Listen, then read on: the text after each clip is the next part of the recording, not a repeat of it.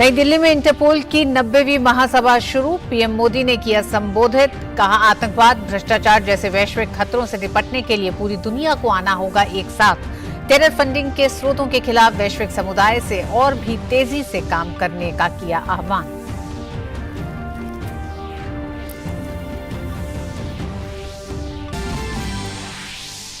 प्रधानमंत्री आज video conference के माध्यम से गुजरात के लोथल में राष्ट्रीय समुद्री विरासत परिसर स्थल पर निर्माण कार्य की करेंगे समीक्षा। लगभग 3500 करोड़ रुपए की लागत से विकसित की जा रही इस परियोजना से लोथल को विश्व स्तर का अंतर्राष्ट्रीय पर्यटन केंद्र बनाने में मिलेगी मदद।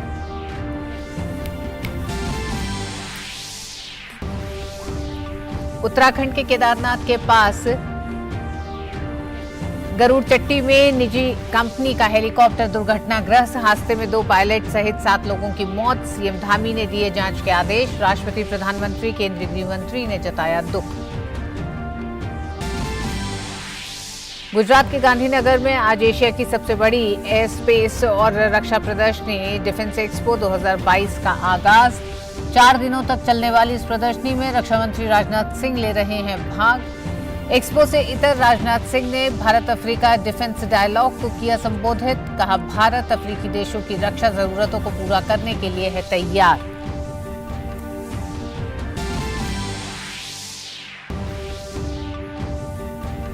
राष्ट्रीय जांच एजेंसी एनआईए ने देश भर में आतंकी कनेक्शन को लेकर कई गैंगस्टर्स के ठिकानों पर की छापेमारी। पंजाब, हरियाणा, राजस्थान, दिल्ली, एनसीआर क्षेत्र में कई स्थानों पर हो रही है छापेमारी।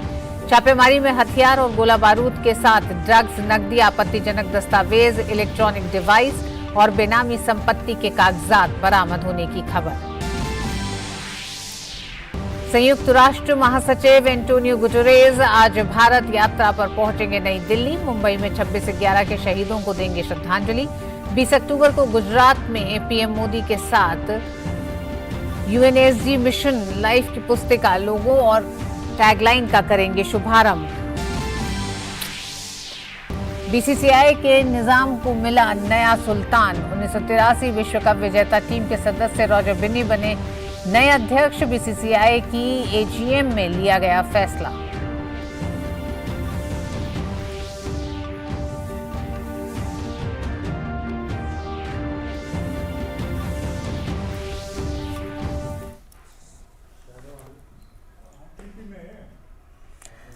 प्रधानमंत्री नरेंद्र मोदी ने इंटरपोल की 90वीं महासभा के उद्घाटन सत्र में शामिल हुए। इंटरपोल की 90वीं महासभा आज से लेकर 21 अक्टूबर तक चलेगी। इस बैठक में इंटरपोल के 195 सदस्य देशों के प्रतिनिधिमंडल भाग ले रहे हैं, जिनमें मंत्री, विभिन्न देशों के पुलिस प्रमुख, राष्ट्रीय केंद्रीय ब्यूरो के प्रमुख और वरिष्ठ पुलिस अधिकारी शामिल हो रहे हैं।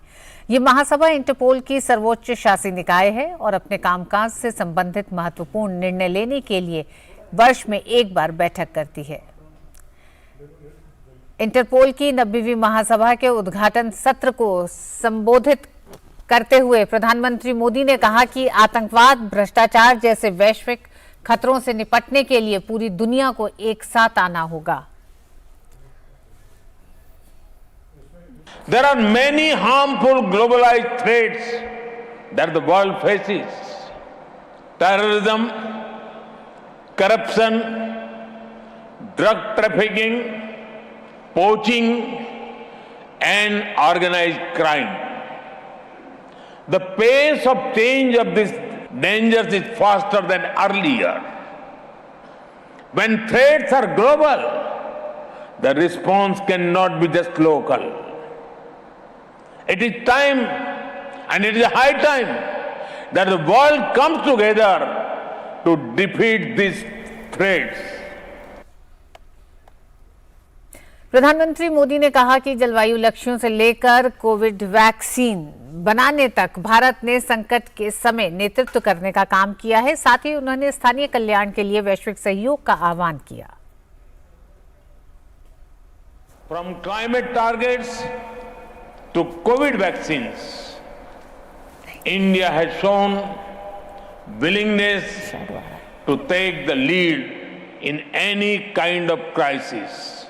And now, at a time when nations and societies are becoming Inward looking, India calls for more, not less, international cooperation.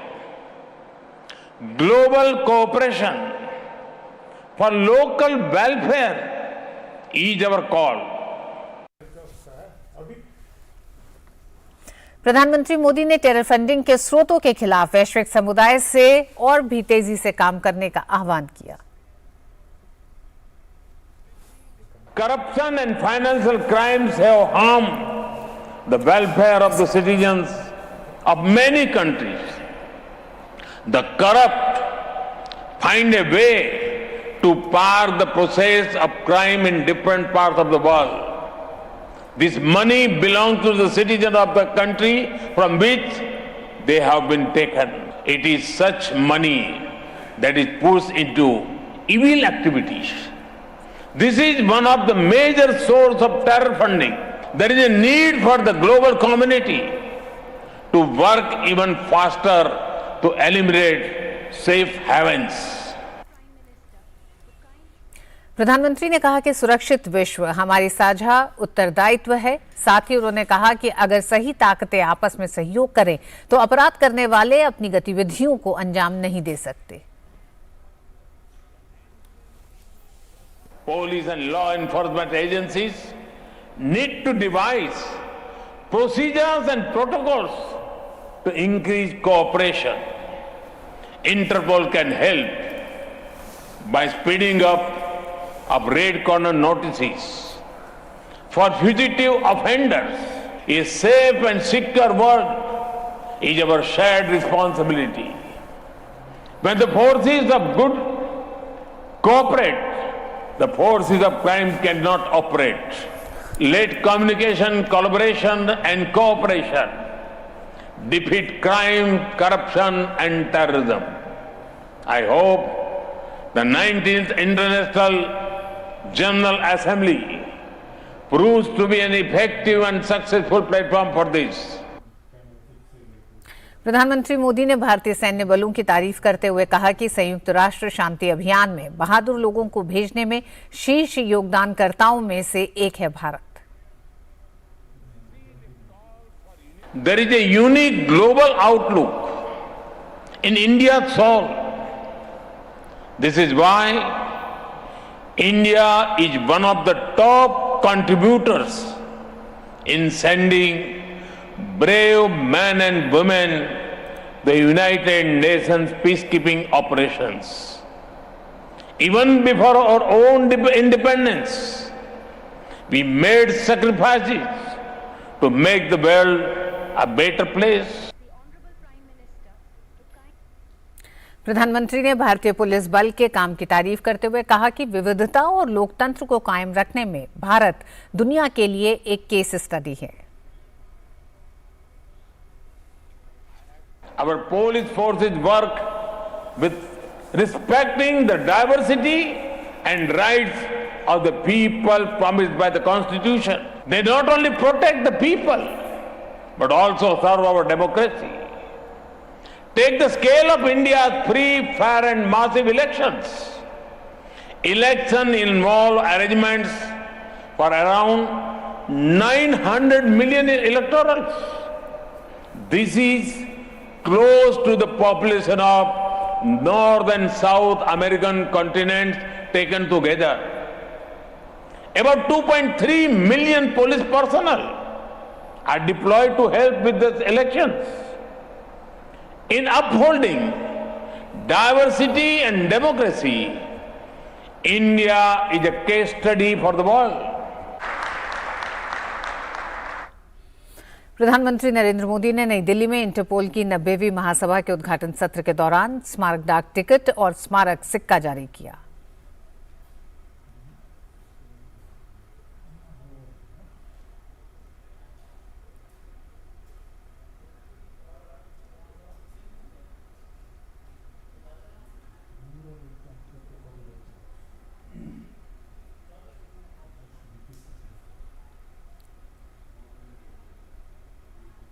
प्रधानमंत्री नरेंद्र मोदी ने इंटरपोल की 90वीं महासभा के दौरान प्रगति मैदान में लगी राष्ट्रीय पुलिस विरासत प्रदर्शनी का उद्घाटन किया।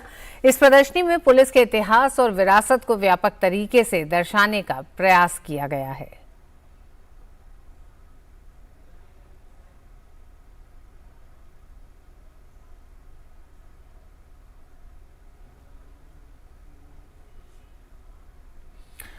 और वक्त एक छोटे से ब्रेक का है। ब्रेक के बाद खबरें जारी रहेंगी। देखते रहिए DD news.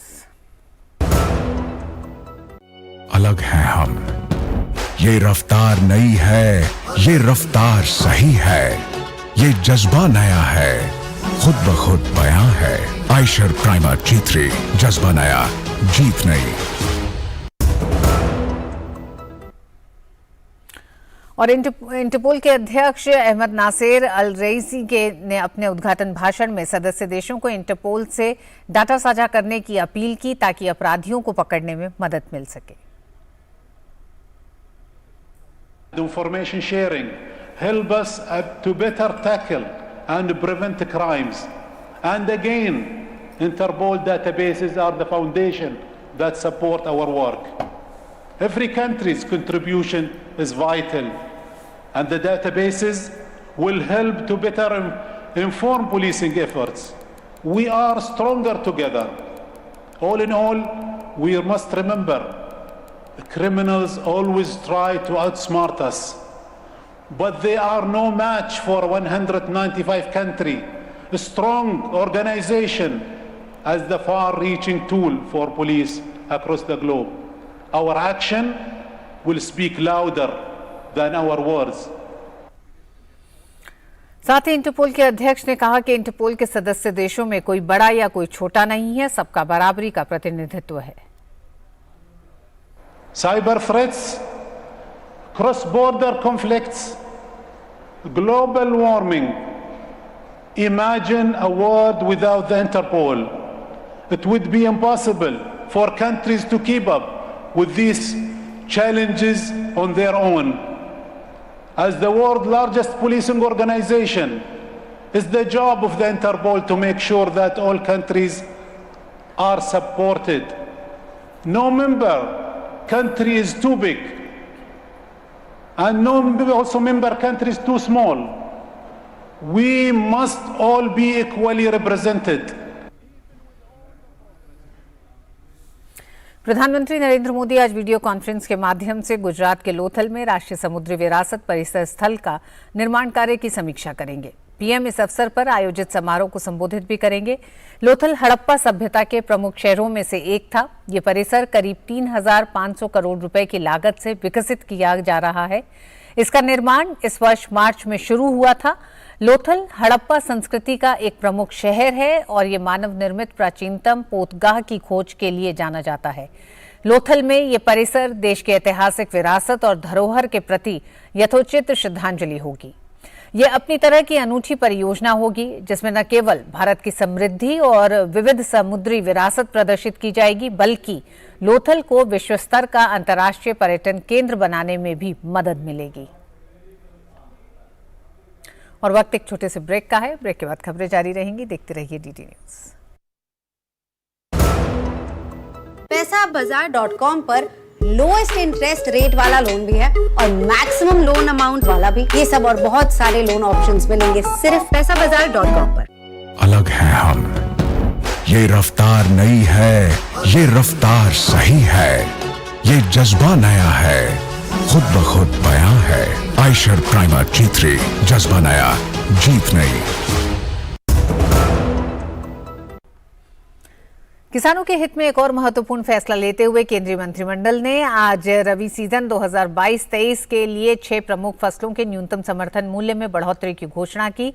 PM Narendra Modi की अध्यक्षता में आज हुए कैबिनेट की बैठक में यह फैसला लिया गया। गेहूं के न्यूनतम समर्थन मूल्य में 110 रुपए प्रति क्विंटल वृद्धि करने का फैसला किया गया है। जौ में 100 रुपए की बढ़ोतरी की गई है। चना में 105 रुपए की वृद्धि की गई है। मसूर में 500 रुपए की बढ़ोतरी की गई है। सरसों में 400 रुपए की बढ़ोतरी की गई है। वहीं कुसुम में 209 रुपए की वृद्धि की गई है। गेहूं में 110 रुपये वृद्धि की गई है। 215 रुपये से बढ़ाकर इसको 2125 रुपये किया गया है। जौ को 100 रुपया बढ़ोतरी की गई जो 1635 से बढ़ के 1735 किया गया है। चना में 105 रुपये की वृद्धि हुई जो 5230 से बढ़कर 5335 रुपये अब किया गया है। मसूर में 500 रुपये की वृद्धि की गई है जो 5500 से बढ़ाकर 6000 रुपया किया गया है। रेपसीड जो सरसों 400 रुपये की वृद्धि की गई है, 5050 से बढ़ाकर 5450 रुपया कर दिया गया। और कुसुम में 209 रुपये की वृद्धि की गई है जो 5441 से बढ़ाकर 5650 रुपया किया गया है।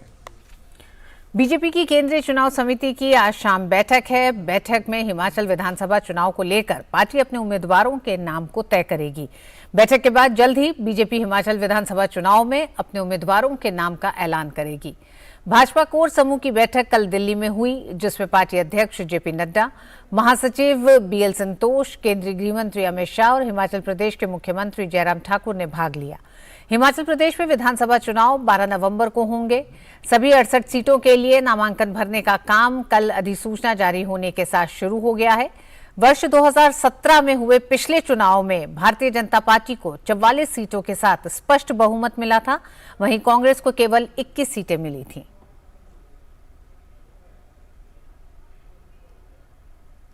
खबरें अभी और भी हैं, वक्त एक छोटे से ब्रेक का। अलग हैं हम, ये रफ्तार नई है, ये रफ्तार सही है, ये जज्बा नया है, खुद ब खुद बयां है। आयशर प्राइमर G3, जज्बा नया, जीत नई। उत्तराखंड में केदारनाथ के पास एक हेलीकॉप्टर दुर्घटनाग्रस्त हो गया है, जिसमें 2 पायलट सहित 7 लोगों की मौत हो गई है। यह हादसा केदारनाथ से 2 किलोमीटर दूर गरुड़ चट्टी के पास हुआ है। बताया जा रहा है कि खराब मौसम की वजह से यह हादसा हुआ। एसडीआरएफ और एनडीआरएफ की टीम दुर्घटना स्थल पर पहुंचकर राहत और बचाव कार्य कर रही हैं। यह हेलीकॉप्टर आर्यन कंपनी का बताया जा रहा है। जानकारी के अनुसार हेलीकॉप्टर केदारनाथ से गुप्त काशी की ओर जा रहा था, इसी दौरान हादसा हुआ है। इस घटना पर दुख जताते हुए सीएम पुष्कर सिंह धामी ने जांच के आदेश दिए हैं।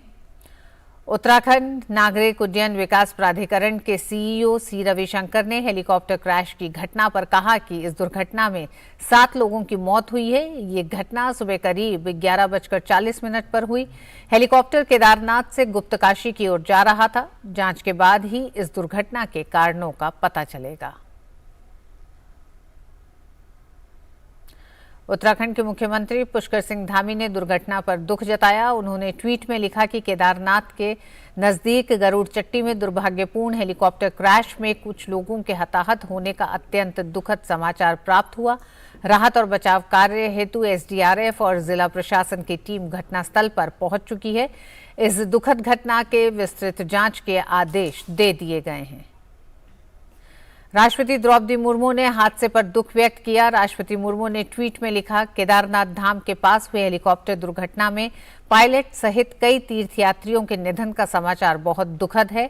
अपने प्रियजनों को खोने वाले परिवारों के प्रति मैं गहन शोक संवेदनाएं व्यक्त करती हूं। हेलीकॉप्टर दुर्घटना को लेकर प्रधानमंत्री नरेंद्र मोदी ने दुख व्यक्त किया है। प्रधानमंत्री कार्यालय की ओर से ट्वीट में इस बात की जानकारी दी गई।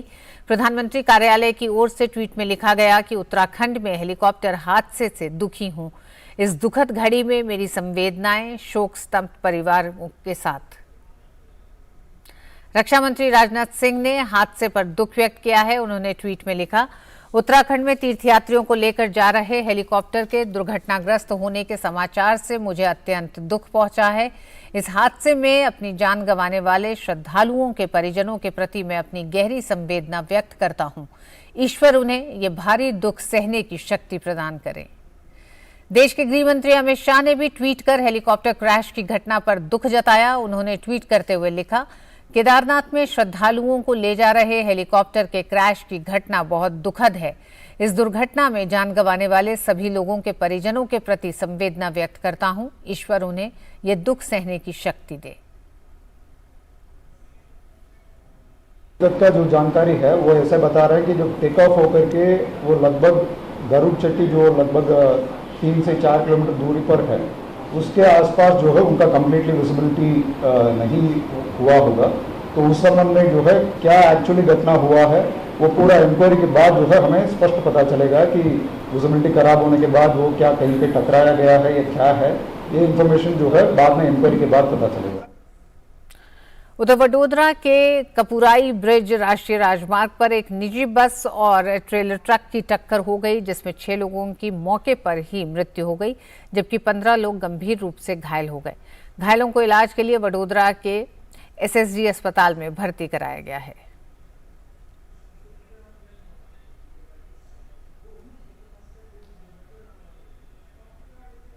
और आइए अब सीधे रुख करते हैं गांधीनगर में शुरू हो रहे डिफेंस एक्सपो, जहां आयोजित मंथन कार्यक्रम को संबोधित कर रहे हैं रक्षा मंत्री राजनाथ सिंह। आने वाले समय में इसका जो लाभ देश को होने वाला है उसके बारे में हम सोच भी नहीं सकते। और साथियों, ज्ञान विज्ञान के क्षेत्र में अगर हमें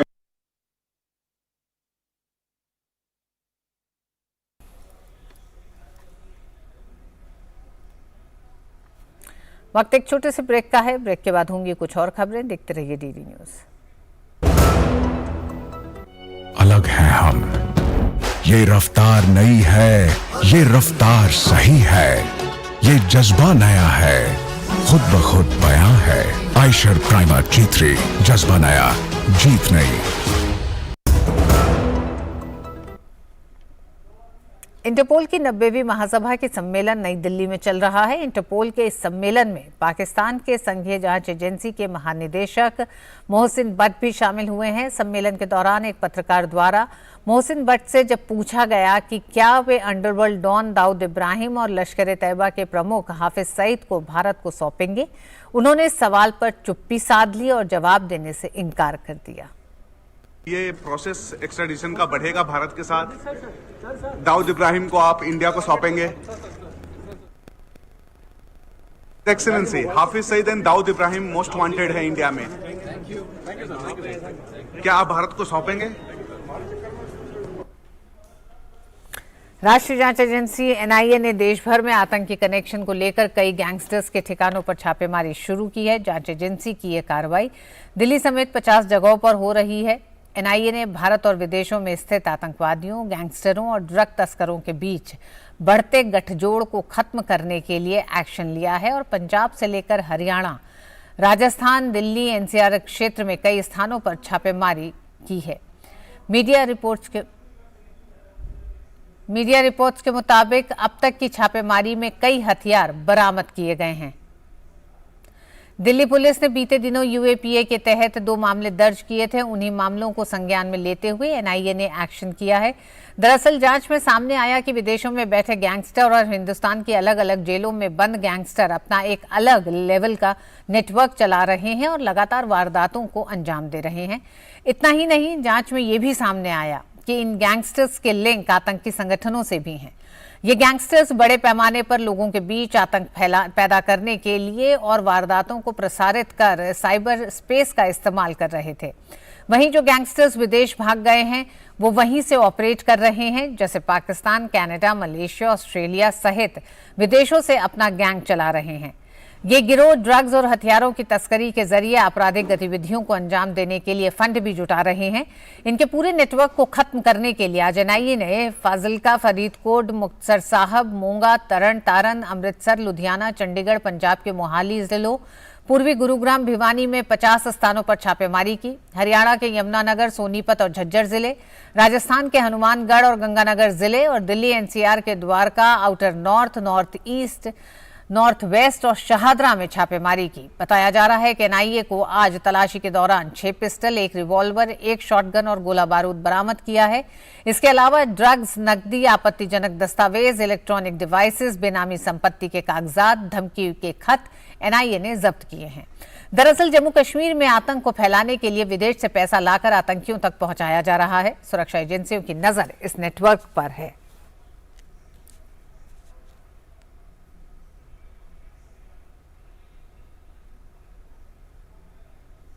और आइए सीधे लिए चलते हैं आपको गांधीनगर।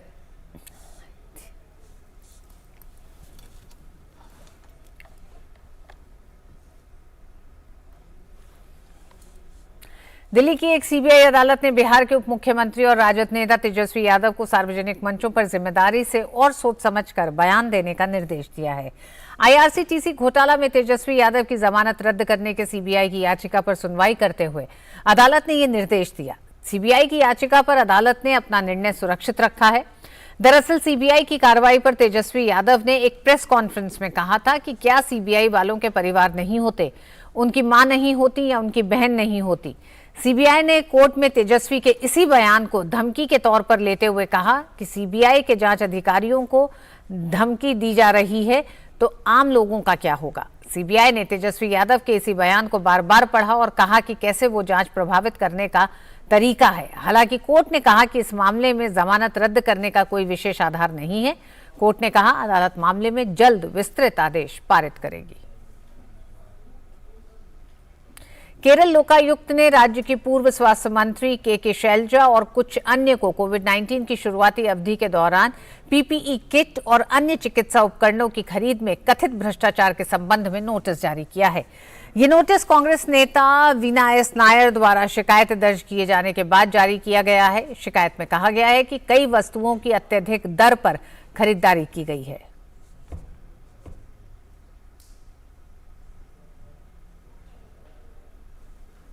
और इस बुलेटिन में बस इतना ही। डीडी न्यूज पे खबरें जारी रहेंगी। नमस्कार।